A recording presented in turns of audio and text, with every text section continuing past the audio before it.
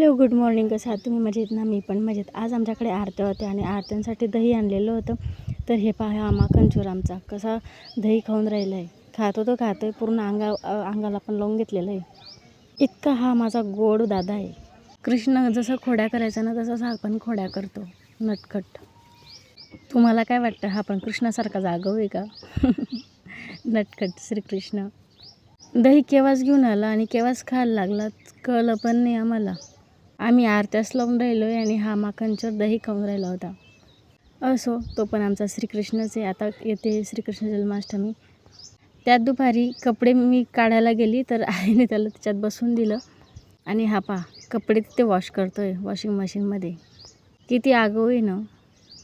आणि दुसऱ्या दिवशी रक्षाबंधन आहे म्हणून समोरची दीदी आमच्याकडे समोरच राहतात, तर त्यांनी अशी मेहंदी काढून घेतली होती माझ्याकडनं आणि त्यांना अशी मेहंदी काढून दिली.